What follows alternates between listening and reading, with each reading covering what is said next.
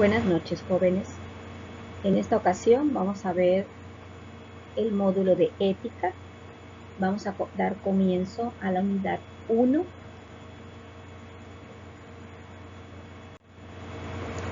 Y entonces esta unidad 1 va a estar desarrollada en un entorno personal.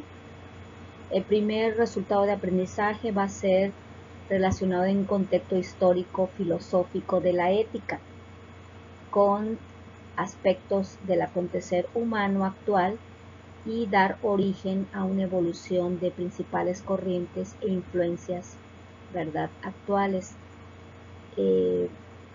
y definiciones también de la ética filosófica.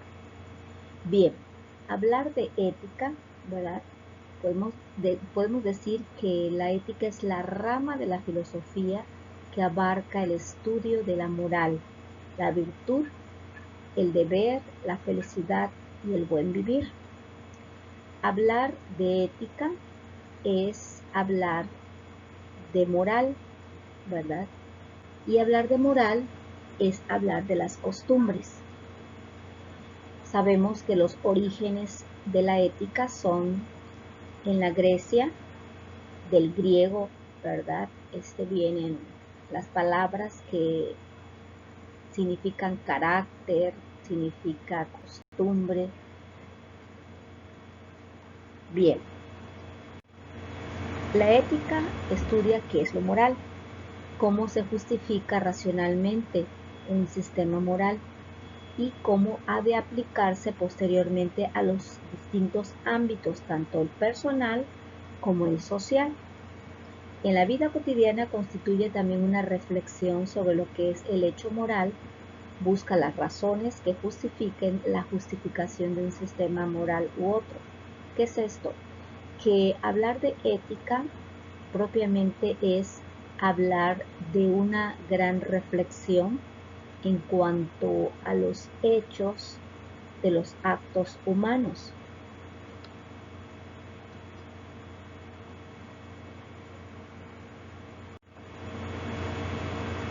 Si bien algunos sostienen, ¿verdad?, que la equivalencia en ambas doctrinas, lo que es ética y es la moral, son cosas distintas, pero en realidad son conceptos que están relacionados y que en algunas ocasiones podemos decir que cuando se habla de ética es aquello que no es religioso y cuando se habla de moral es aquello que es religioso. Bien, el estudio de la ética se remonta a los orígenes mismos de la filosofía de la antigua Grecia y su desarrollo histórico fue muy amplio, muy variado, ¿sí? Se dice, ¿verdad?, que cuando había sentencias éticas se estaba valorando moralmente a las personas, a las situaciones, a las cosas o a las acciones. Dice que, por ejemplo, cuando se dice que ese político es corrupto o ese hombre es impresentable o su presencia es loable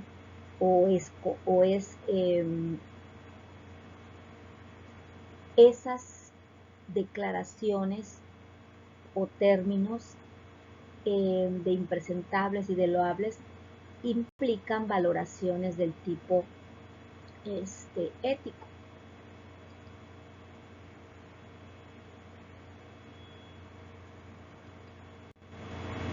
Bien,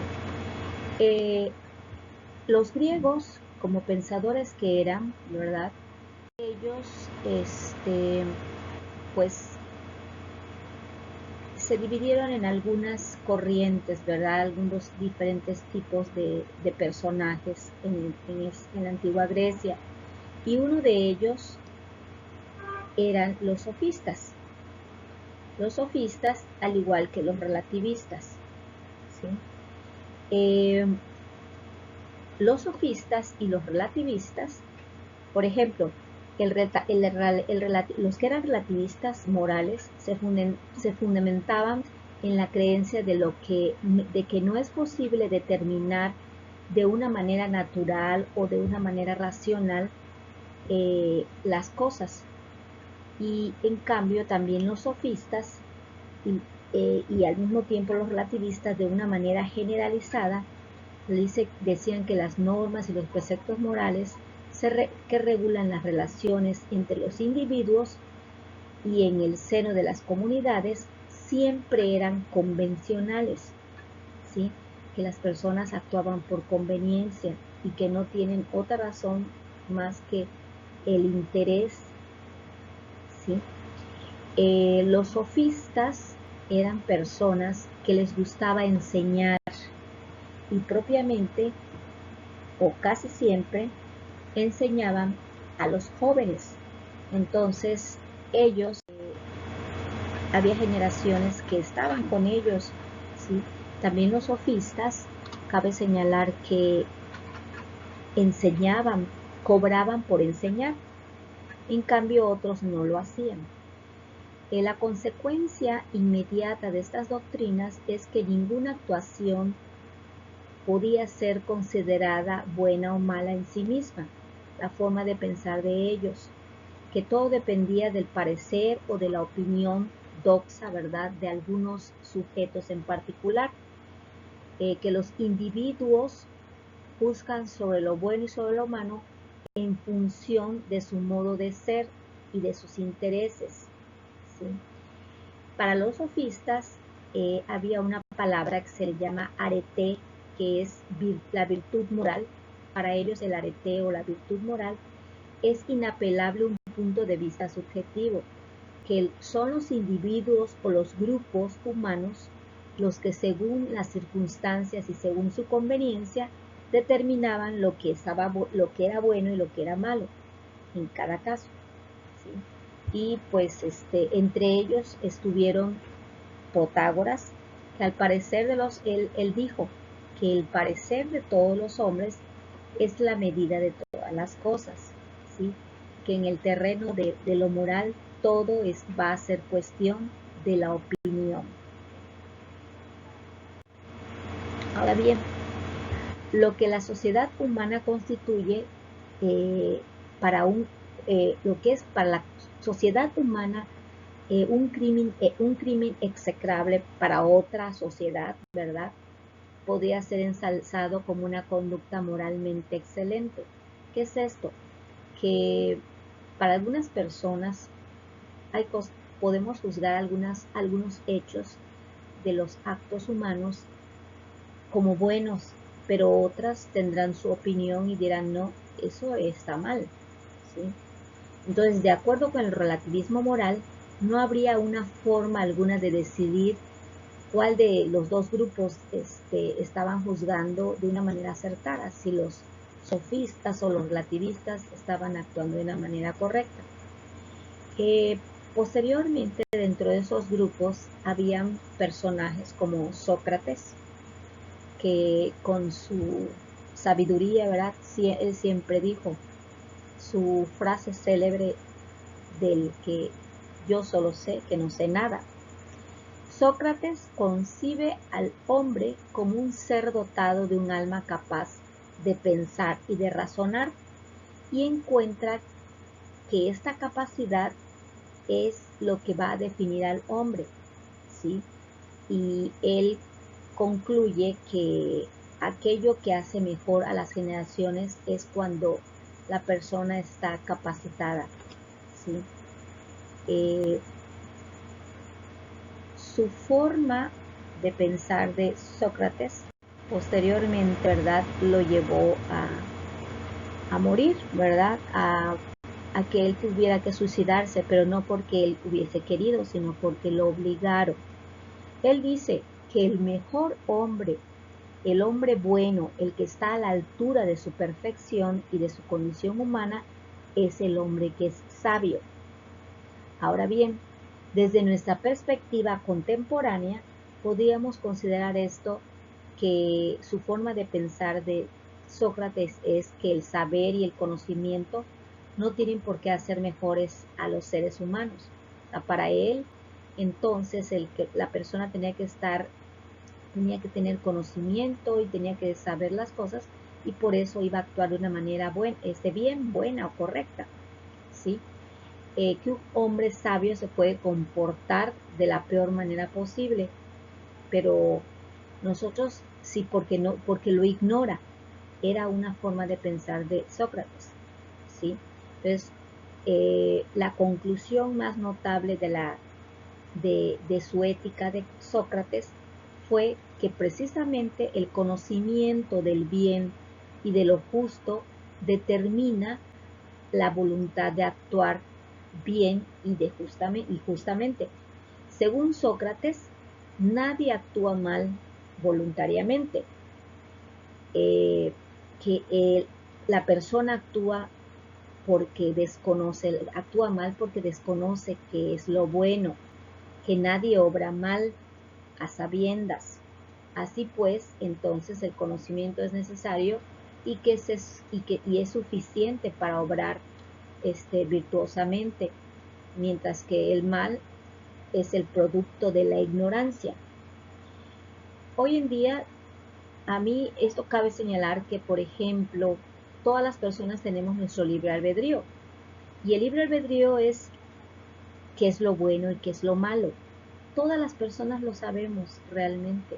O sea, si una persona sabe, ya tiene como conocimiento que, por ejemplo, el tocar una plancha que está caliente se va a quemar, pues esa persona no la va a tocar porque ya tiene ese conocimiento de que podrá quemarse, ¿sí? Y de igual forma, cuando nosotros, por ejemplo, si nos gustan mucho las frutas y decimos, bueno, el comer frutas es saludable, es bueno, y por eso lo hacemos. Entonces, el conocimiento también nos va a llevar, ¿verdad?, a actuar bien, pero siempre nosotros podemos actuar de acuerdo a nuestro libre albedrío, porque ya sabemos qué es lo bueno y qué es lo malo. Todas las personas lo saben en realidad. Bien, Sócrates fue orillado a suicidarse, a tomar la cicuta. La cicuta era una bebida que en la antigüedad te entumía, ¿verdad?, todo el cuerpo y que morías rápidamente, ¿sí? Entonces, por sus ideas, el gobierno hace o las exigencias populares, ¿verdad?, hacen que Sócrates se tome la cicuta. Al ver esto, la consecuencia, su discípulo, que fue Platón, ¿sí?, él, ¿verdad?, empieza entonces sus ideas de justicias. Y entonces, para la justicia para Platón, ¿verdad?, vamos a ver que él fue un pensador muy influyente en el pensamiento político. ¿Sí? Él estaba rodeado de políticos, ¿sí? Y la vida en comunidad para Platón era un hecho natural. Dice que ya que el individuo requiere de los demás para cubrir sus propias necesidades. ¿Qué es esto? Que todos necesitamos de todos. ¿Sí? Una de las principales preocupaciones de este filósofo griego fue el diseño de un modelo racional para el Estado. Un Estado ideal cuya constitución no dependería de la tradición y de las costumbres de cada pueblo, sino que inspirara en la razón y que pretendiera ser por ello universalmente válido. Él era un casi político, estaba rodeado de políticos y él propuso al final un modelo, una forma de gobernar, ¿sí? Su política estaba marcada precisamente por el hecho de que su maestro, que había sido Sócrates, había sido condenado, ¿verdad?, por un jurado popular y que él considera que había sido injusto y a él lo lleva al convencimiento de que solo cabe un gobierno que fuera inspirado en la sabiduría, que aquellos que para ello entonces los filósofos, que eran los sabios, eran los que debían gobernar. Bien, él decía que el Estado estaría constituido por distintos grupos o clases sociales, a cada una de las cuales él le correspondería una función diferente. Él decía, por ejemplo, que los artesanos debían de estar dedicados a la producción, que los guerreros eran guardianes, que los encargados de la defensa del Estado eran los gobernantes y que eran los que estaban dedicados al gobierno. En su visión ideal de Estado, Platón vincula una virtud a cada una de estas clases y dice que la templanza era para los trabajadores, el valor para los guardianes y la sabiduría para el gobernante. O sea, que los que gobernaran tenían que ser sabios. El estado ideal, según él, sería aquel en el que estuviera regido por la armonía y el beneficio compartido entre los diferentes grupos sociales y no en los intereses propios de ciertas personas. La armonía o la justicia sería una virtud que contempla a las anteriores y según la cual cada miembro del Estado debería ocupar el papel que le corresponde, ¿sí? Entonces, se trataba entonces, por lo tanto, de que su propuesta a favor del gobierno, tenían que ser los sabios, los filósofos, los que regirían los principios universales, ¿verdad? Las leyes, y pues que frente a aquellos que estuvieran basados en el interés sea la simple mayoría de los pudientes o poderosos. O sea que básicamente que las personas que gobernaran fueran sabias, que era lo que él proponía. Y aquí vamos a ver que más adelante vamos a continuar. Se traba un poco la diapositiva. Y estábamos diciendo entonces que Platón propone tipos posibles de gobiernos, ¿sí? Como lo son, y lo están ustedes observando aquí en la diapositiva, que la monarquía o aristocracia era gobernada por los sabios. La timocracia era el gobierno de los guerreros, la oligarquía el gobierno de los más ricos, la democracia pues sabemos que es el gobierno popular, y la tiranía el gobierno de quien logra imponer su propia fuerza, el que impone su propia voluntad.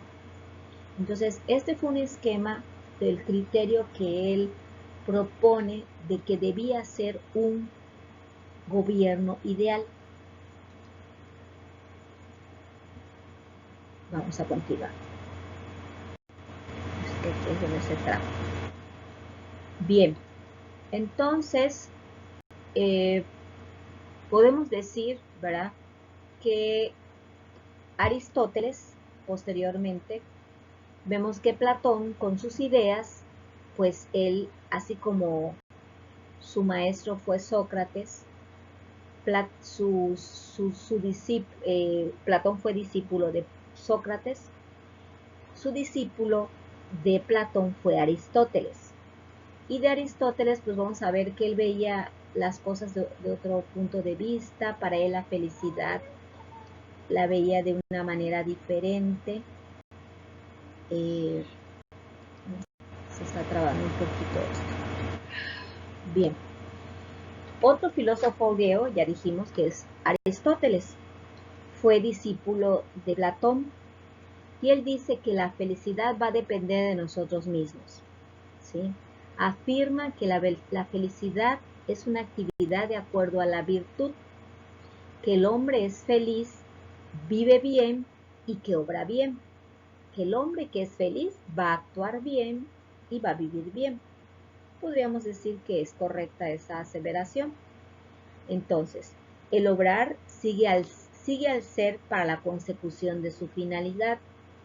La felicidad, según Aristóteles, consiste en el ejercicio de la actividad propia de cada ser. En esta teoría vemos que una clara continuación de la concepción de la teleológica. La teleológica que es a diferencia de la teología, que es todas las condiciones del ser, del ser sobrenatural, que en este caso podemos decir que la teología es el estudio de todo, de lo que es el Dios, ¿verdad? Y de todas sus obras. La teleología es algo parecido, pero que está encaminada a ciertas cosas, a algún fin, ¿sí?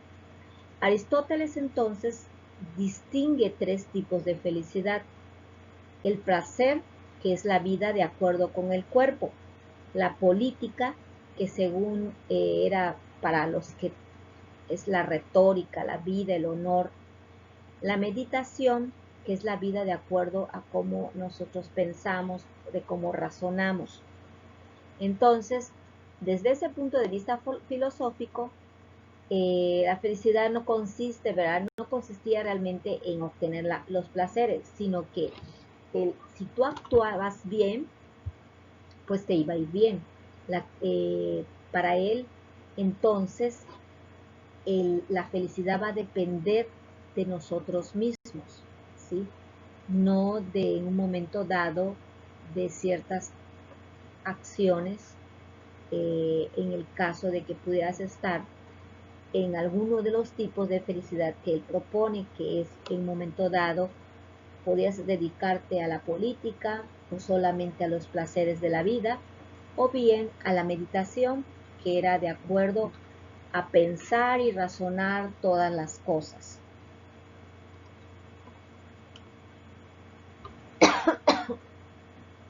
Perdón. Bien, se trabó otra vez la grabación. Bien, para terminar ya estos últimos temas, vimos entonces lo que son los sofistas, lo que son relativistas, las formas de pensar de un sofista, la forma de pensar de Sócrates, de Platón y de Aristóteles. Existen desde el Renacimiento otros pensadores, ¿verdad? Como lo son Santo Tomás de Aquino, Nicolás Maquiavelo, Martín Lutero, Kant y Carlos Marx. Estos se los voy a dejar para que ustedes los estudien y no los voy a tomar en cuenta con valor en alguna puntuación de tarea. Los van a estudiar para el examen, ¿sí? Porque les voy a hacer un cuestionario en donde voy a hacerles preguntas acerca de estos personajes. Chicos, en esta nueva, como les dije, ¿verdad? A otros grupos, esta nueva modalidad de enseñanza nos ha obligado a que nuestros contenidos sean un poco más limitados, más flexibles, más sencillos, y que nosotros podamos entonces administrar tareas flexibles, sencillas, pero que también tendrán que entregarlas en tiempo, forma y siendo responsables. Esta materia de ética prácticamente son 2 horas a la semana y es mucha la información que hay que proporcionarles. De tal manera que yo les voy a estar extrayendo lo más esencial que ustedes puedan aprender. Por esta ocasión hasta aquí lo vamos a dejar y nos vemos en la próxima semana con el resultado de aprendizaje 1.2. En este fin de semana les voy a proporcionar en la plataforma, les voy a mandar las tareas correspondientes a este 1.1, ¿sí? Sabemos que también ya estamos a 1 mes y medio de haber comenzado, un poquito atrasaditos, pero vamos a salir adelante. Entonces nos vemos en la próxima presentación para el resultado de aprendizaje 1.2. Hasta luego.